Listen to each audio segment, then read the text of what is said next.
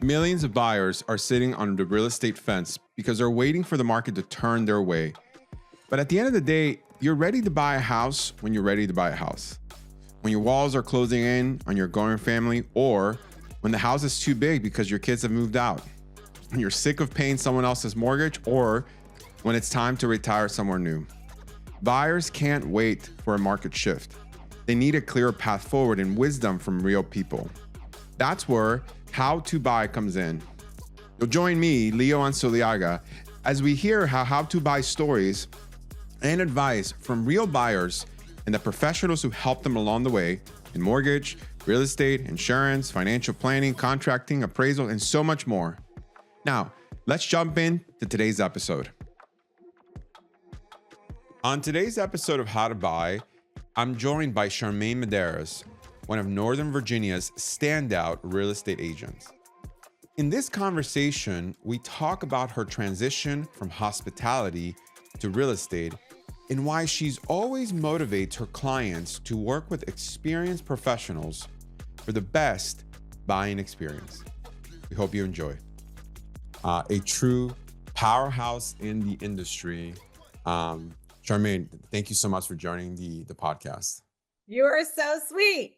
Thank you. I'm excited to be here. Charmaine, so I've obviously known you, way back in the day when, you didn't begin your real estate career then, but certainly the acceleration has happened over the last few years.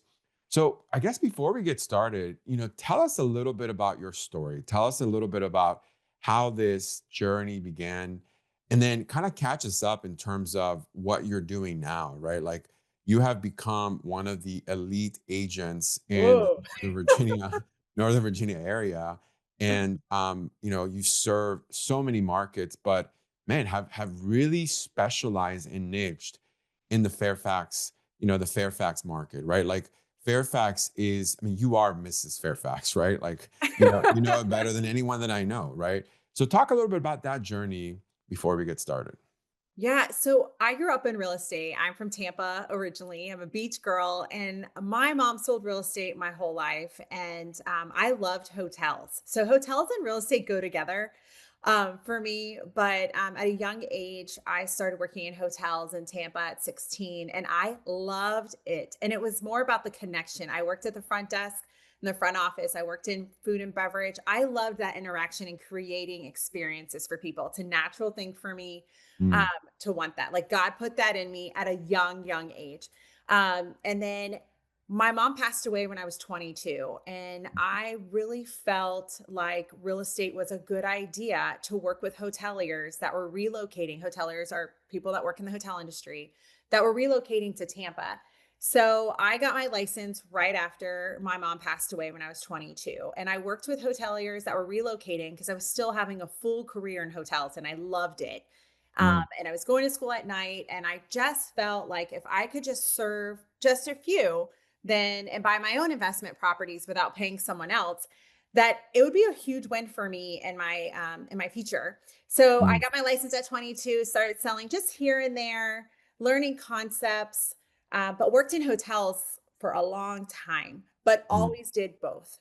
At the age of 26, I got a huge opportunity to move to DC to work for Destination DC, which is the Convention and Visitors Bureau, to market DC as a destination for meeting planners.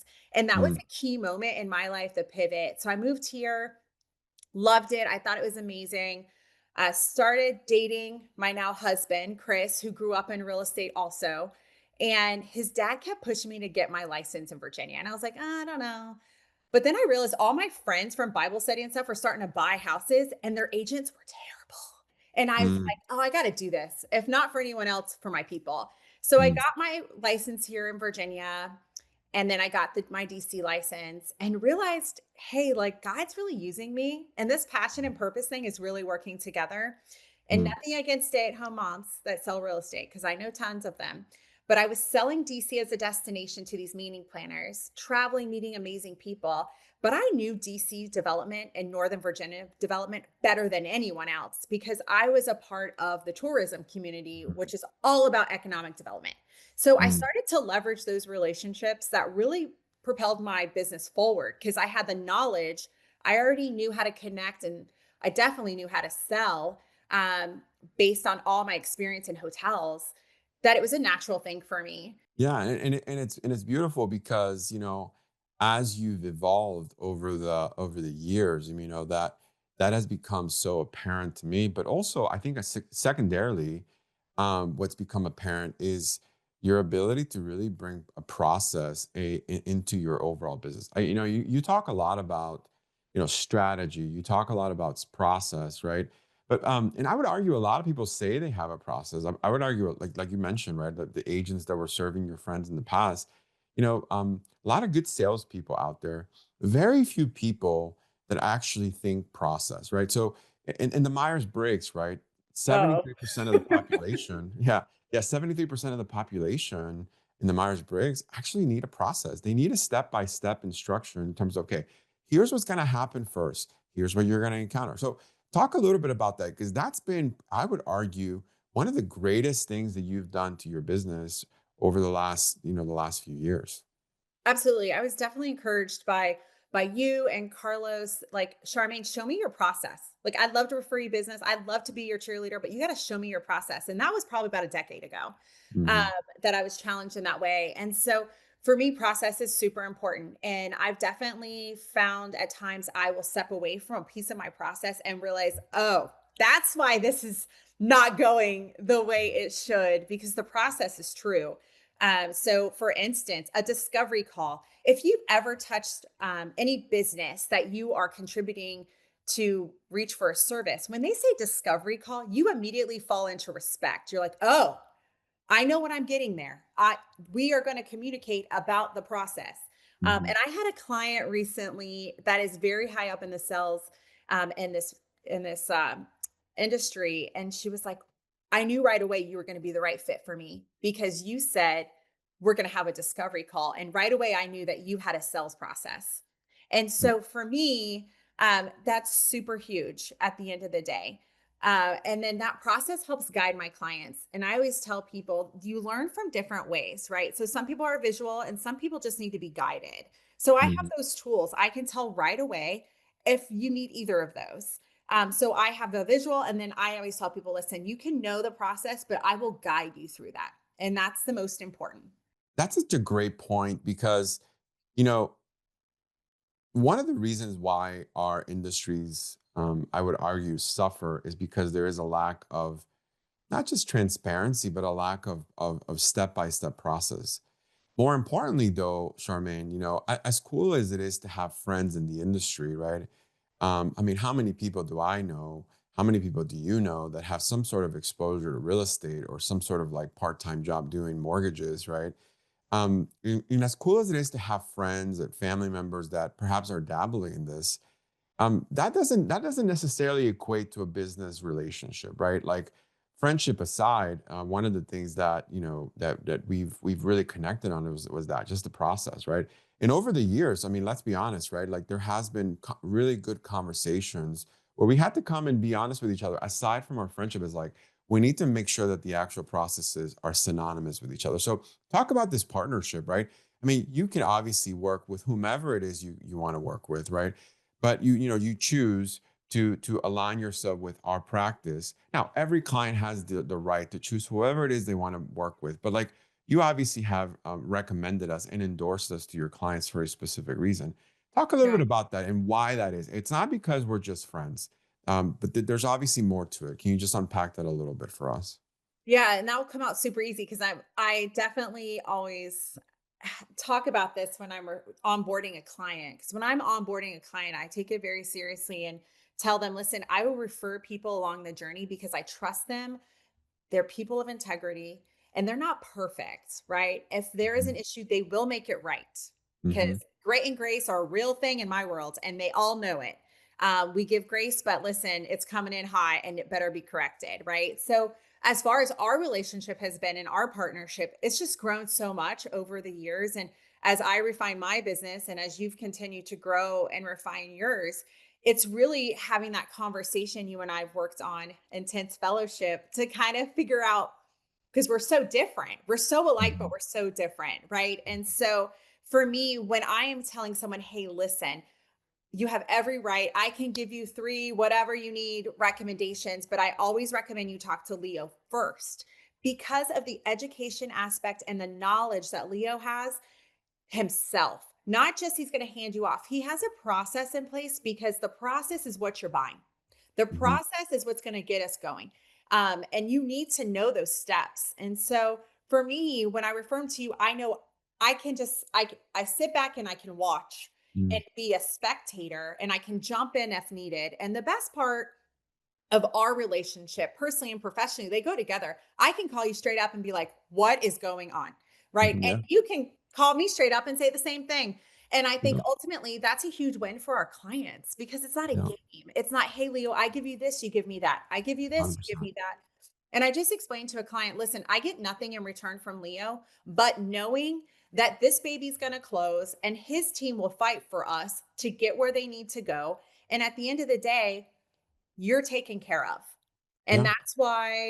that is why I endorse and always make sure I'm like, even I don't care if you go to whoever later, but right now you need to understand everything. And I'm not the expert. Leo's the expert and I'm the one in the background making sure that we're moving in the right direction. And Mm. ultimately, your process is what I'm selling, right? I am Mm. telling these people, listen, clients, you want to guarantee this? You want to win? This is one of my strategies. Leo is my strategy to win when you're buying. If you Mhm. don't want to win, we can go flirt with whoever you want. It's fine. And there's so many great lenders, right? We have so many great friends that are lenders and they are amazing. But at the end of the day, cultivating relationship for 16 years that we've done and knowing I can text you at like 6 p.m. on a Saturday, knowing that you're doing soccer with Lucy, right? Or doing football with Isaiah. I know if I have an emergency and I respect your time, but I know if I am stuck and I need you to rescue because you're the one with the knowledge that you'll do it for me. Thank you for that. One of the things that I always say, to the people that we have the privilege of partnering with, whether it's our financial advisors, our real estate professionals, et cetera, is that, our excellent loan process, which is called the ELP, has been years in the making, right? And it really just boils down to three specific sections, right? The before, the during, and the after. Okay. Mhm. Now, most people in our industry and the mortgage business are going to talk about the during, right? They're going to say, "Hey, we're going to get this thing done. We're going to, give you a great rate. We're going to make sure that, this process is smooth." And I think that's the expectation. And to be quite honest, that's the norm. And Right. that That's account, expected. for sure, that's expected. That accounts for 10%, I would argue, of any type of value that is provided. Okay. But that's the expectation. Okay. Yeah. 40% of the actual process is in the before. And I would argue a very important amount. Okay. Well, why is that? Our goal as a team is to ensure that every single client is the most prepared when they are ready to make an offer on a home that they see fit. Now, most people would say, well, what does that actually mean? You want to make sure that you answer all of the variables and all of the questions that come up in this entire journey. Okay. Things like, okay, appraisal gaps, things like, buyer agency gap strategies, things like offer strategies, right? There's so Yeah. many variables, that are tied to this concept called the last mile strategy, right? So in a logistics and transportation environment, getting goods from the factory to the warehouse and from the warehouse to the distribution center, that's the easy part. In other words, anybody can issue a pre-approval letter. The complexity happens in the final delivery called the last mile. Well, how does that translate into real estate? All of those items that All of I it. just articulated are actual items that we need to be thinking about. And a consumer, a client, whether it's their first time doing this or their 10th time doing this, needs to be prepared in advance. Because when the right home shows up, and you know this, when that home that meets 85% of the criteria hits, we don't have time to to decipher whether or not this is a good opportunity. All of that preparation, all of that had to have been done in advance. Mhm. Now, I'm not just talking about underwriting the loan. I'm talking about answering the questions behind the questions behind the questions. I'm talking about reading the information that you're going to sign once we go on our country. All of it. Because once you find a house, and we're competing with another cash buyer, okay, which is by the way, at the time of this recording, 33% of the industry is cash, okay? How do we Yeah. compete with these? Preparation. So 40% of the value piece is in the preparation. So preparation, Mhm. it's so important, and having a process for preparation is huge. Now, that said, we're less interested about just, issuing debt, right? Most Yeah. people in our industry are just going to say, "Hey, congratulations, see you hopefully in about 5 years." Well, what you've mastered, and I would argue what 50% of our process is, or the value is the after. Okay. What happens after the conversation? Yep. We just invested in the largest liability on our balance sheet. Okay. And about 60 days from now, we're going to have our first payment, right? Most institutions are just going to drop you, right? They're going to say, "Hey, your loan has been transferred over to a new servicer. From now on, make your payments there." What we've invested in is an entire client concierge service. So as soon as the actual transaction closes, our team essentially will reach out to the client, introduce themselves, help them to set up the online payments, and then check in with them every 3, 6, 9 months, 12 months to make sure that the mortgage is always optimized, that they never have to overpay for this, but at the same time, providing the value, okay, to the things that they probably haven't thought about, right? You Things know what's like, interesting about that, Leo? what's So that? many people don't realize that value until they're in it. Of And course. that's what cracks me up the most, um, about this is so many people don't realize the value in that until you talk to someone that's like, "Oh, I should refi." And I'm like, I can connect you with Leo again because if you would have went with him, you would have known that by now. Like, it's Yeah. like those type of things, people just don't realize that value just yet until it's too late. We actually partner with the Ritz-Carlton Leadership Center to actually help us build this entire process out, right? I mean, think about that, right? When you go to the Ritz-Carlton, okay? Oh, I know the Ritz-Carlton. Yeah, you're not gonna see the front desk person, up above or in the pool, right? They're gonna greet you. There's an incredible process. I mean, if you do nothing else, read the book on the Ritz-Carlton approach and understand the science behind it, just all of the little things that they're doing to curate this entire thing for you, That's right? how I was trained in hotels. Correct. And that's essentially what clients are receiving, right? Right. Now, let's kind of switch gears and kind of close this out in this way, Charmaine. You obviously have a lot of knowledge. You have a lot of experience in the past, but man, I think knowledge is dead unless it's put into action, right? I can read all the books that I want about how to grow a business. I can, listen to all the TED Talks and all the visuals. I can go online and find all of the videos in terms of what the market is doing, which is a lot of clickbait Yeah. that's out there. But, but true wisdom is knowledge in action, right? Mm. That's what it really is, having boots on the ground, right? There's a lot of fear, there's a lot of concern, and there's always concern about real estate, right? Should I buy this now? Should I do this later? Talk a little bit about that fear. Talk a little bit about maybe some of the misconceptions, right? Not just in buying a house, but also selling properties. There's a lot of complexities that are happening right now at the time of this recording that apply to different markets. So talk about, what would you say? What kind of advice would you give clients that are perhaps a little nervous about real estate in general, making this investment in this particular area? Yeah, I love these conversations. So I am a huge believer in real estate, personally investing. So I believe in generational wealth through real estate, building that. And I've done it. I bought my first property at 20 and I'm 43 at the time. So at the end of the day, I believe in investing in real estate, even when it's uncomfortable. In our current market, I definitely see huge value in purchasing right now.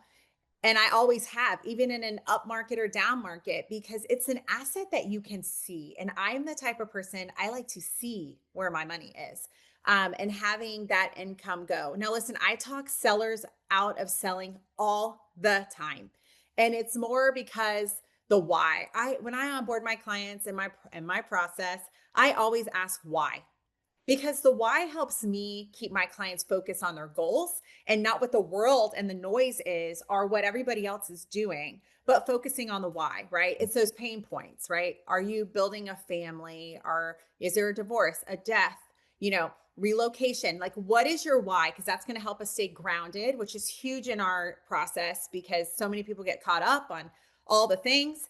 And I always tell people tell me what you don't want Mm, and both sides of the story. And a lot of the times when my clients are looking to sell, if the why is not strong enough, it may be a different conversation. It may be, have you considered renting this property to mm. build, to keep it building and the equity going? So in 5 years, if you decide it's time and you're moving, you don't want to deal with it, fine, but at least you're building equity, and when it's your passion and your purpose, as it's mine, I'm going to walk through the good, bad, and ugly with you. And I'll be straight up and I'll tell you something's not right. We gotta go back to the drawing board. And you've seen it, right? You've Yeah. seen it plenty of times where I'm like, something's off, something's not right. And I don't mind having hard conversations. I'm not scared of confrontation. But I definitely pray for that. I give grace and grit, right? I love it. I That love it. we can push through. And thankfully, Leo, like having partners like you and Smart and a few others that we can work through this stuff, the hard stuff. And I can, at the end, we can all celebrate and say, wow, we learned, we tweaked, and now we're moving forward. And that ultimately has been a huge building block for my business. Yeah. Obviously, aligning yourself with true professionals such as Charmaine And is Leah. thank you, and is the other piece. I Uh, think that's huge. And I think that's where the disservice is because a lot of people know someone, are related to someone that sells real estate. And it's, I hate to say a hobby, but it's not a part of their everyday life, right? mm, And real estate is an everyday. Like it is knowing and understanding what the market is and how to win, how to actually win.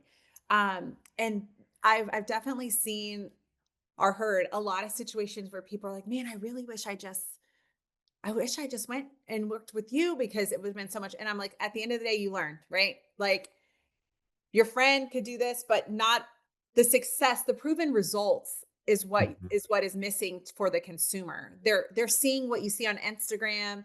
They're seeing like I'm all about social media. Love it. But there are mhm. so many people that are viral that have sold like 2 homes. I was Yeah. just at a Tom Ferry conference and he said on average, the average realtor for the Association of Realtors have sold 3 homes this year. 3. Mhm. Yeah. That is insane. The year's Yeah. almost over, right? Like Yeah. and you just think like what a disservice that is for our people. So Yeah. um educating people on our strategy. And I think that's why strategy is such a key word for me when I'm talking to people because I'm letting you know it's not just this is what it is. It's different for everybody. So Yeah. Yeah, and I think that's a phenomenal point because, we have the ability to be able to pull people's statistics and see how many families, how many people they have served. And yeah. I can't tell you, I mean, I'm in the middle of one right now where, the individual that's serving our clients hasn't really done that much business. And, we see it. I'm seeing it right now at the time Yeah. of this recording, how much of a disservice, right, this has become, right? Now, here's the deal. Like everybody starts off at the beginning, but as a consumer, how are you able to make that how are you able to make that distinction? You can't. And so what I encourage people on a regular basis is say this. I was like, look, if you're considering potentially, let's say Fairfax, right?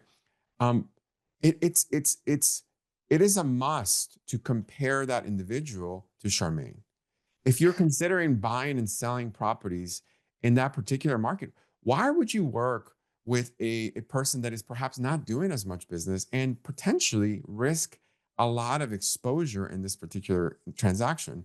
Um, Yeah. it's a disservice to you not to get a second opinion with Shar, right? Yeah, I mean, I hope as a listener or as a viewer of this podcast, you can see why Charmaine is one of my favorite people on the planet. And if you are considering buying or selling real estate, especially in the Fairfax area, give her a call. Charmaine, tell everybody how they can find you online. What's the best way to do that? Sold by Charmaine on Instagram is my handle, or you can go to our website at soldbycharmaine.com. So I welcome you to follow. I'm all about lifestyles. I focus on all different neighborhoods in Fairfax County. So if you're just looking to find out what it's really like to live here, go to my Instagram. It's one of the best spots to find me. Charmaine, thank you so much for jumping on. It was a real treat Thanks. having you. So awesome.